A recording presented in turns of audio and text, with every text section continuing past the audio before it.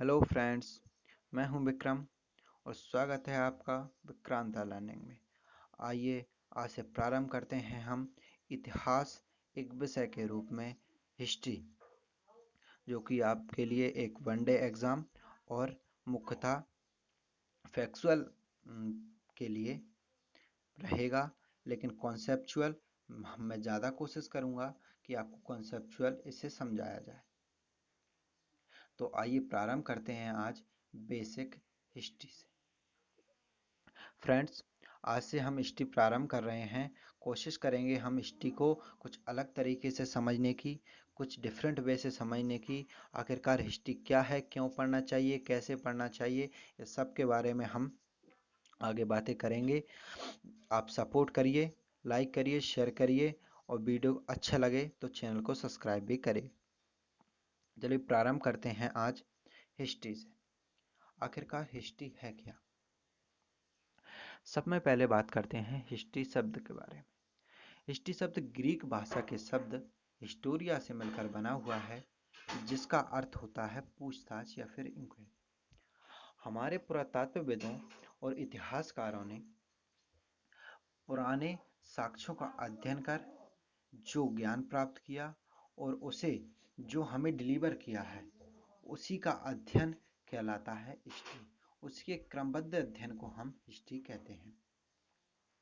Basic रूप से history की को समझना के लिए मैंने कुछ नोट्स भी बनाए हैं।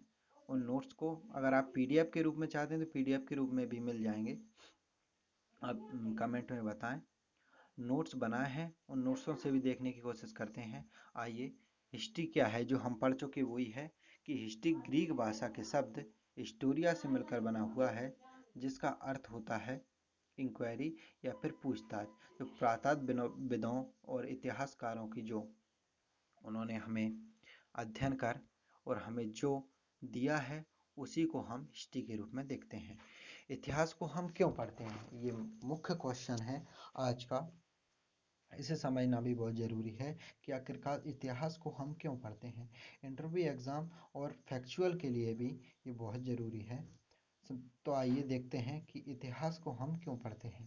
प्राचीन समय में हमारे पूर्वजों के द्वारा किए गए महान कार्यों के बारे में जानने, उन्हें उनसे सीखने और उन्हें पुनः दोहराने के लिए तथा उनके द्वारा की गई कुछ गलतियां उनसे बचने के लिए और ज्ञान अर्जन करने के लिए हम इतिहास का अध्ययन करते हैं।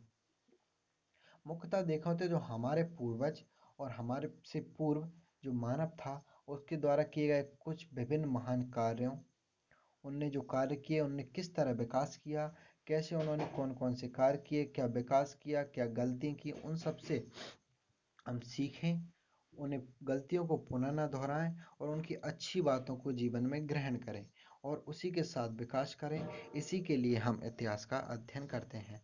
सिविल सर्विस के लिए देखा जाए तो इतिहास को एक ऑप्शनल विषय के रूप में भी रखा जाता है। इसे इसीलिए रखा जाता है क्योंकि प्रशासन के तौर पर जो हमारा मध्यकालीन इतिहास में जो प्रशासन हुआ, मौर्य वंश में, गुप्त वंश में जो इतिहास है, उनसे सीखें और उन्हें सीखने के बाद उसे आधुनिक समय में ग्रहण करने की कोशिश करें। इसी के लिए हम इतिहास का अध्ययन करते हैं। आगे देखें तो हिस्ट्री हिस्ट्री की डेफिनेशन क्या है। आइए तो हिस्ट्री की डेफिनेशन समझने की कोशिश करते हैं। मुख्यतः हिस्ट्री को कई प्रकार से डेफिनेट किया जा सकता है, पर हम दो डेफिनेशन मुख्यतः लेंगे। आइए उन दोनों को समझने की कोशिश करते हैं। पहला है हिस्ट्री ज्ञान की वह शाखा या फिर वह ज्ञान जिसमें मानव के विभिन्न पक्षों तथा स्तरों और भूतकालिक घटनाओं का क्रमबद्ध अध्ययन या फिर वर्णन होता है। यानी कि वह सब्जेक्ट या वह ज्ञान या वह विषय जिसमें हम मानव की भूतकालिक घटनाओं का एक स्तर के रूप में, एक क्रमबद्ध रूप से अध्ययन करते हैं, उसे हम इतिहास के रूप में देखते हैं।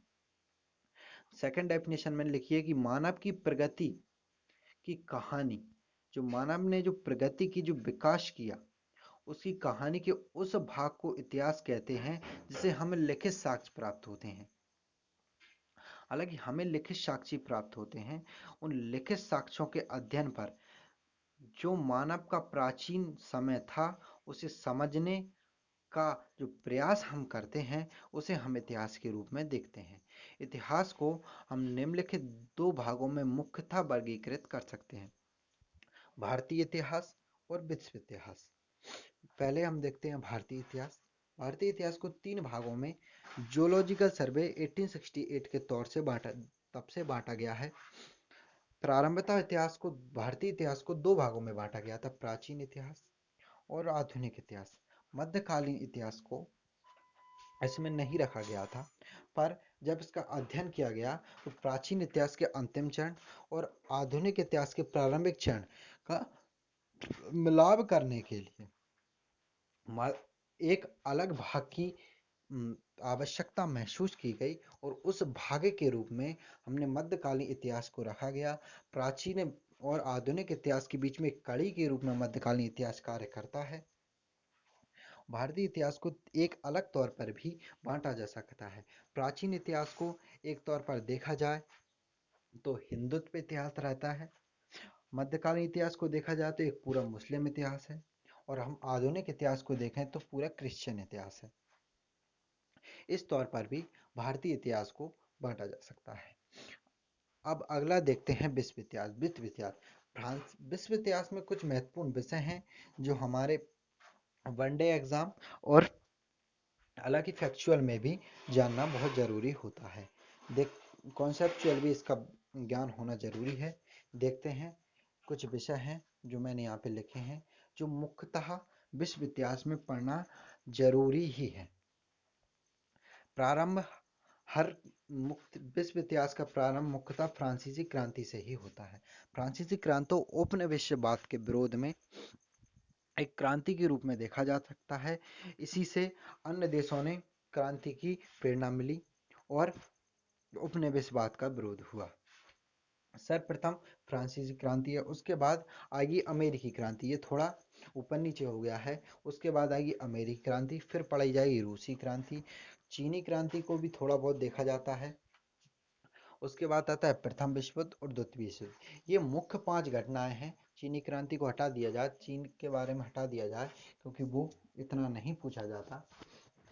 वहाँ के तो कुछ इतिहासकार ही पूछे जाते हैं, जैसे तिब्बत के तारानाथ जिन्होंने भारतीय इतिहास के बारे में, मौर्य युग के बारे में लिखा है, गुप्त वंश के बारे में लिखा है, हिनसांग फायन, इन्हीं के बारे में मुख्यतः पढ़ा जाता है, इन्हीं के विवरण के बारे में पढ़ा जाता है और कुछ ज़्यादा नहीं पढ़ा जाता है चीनी में।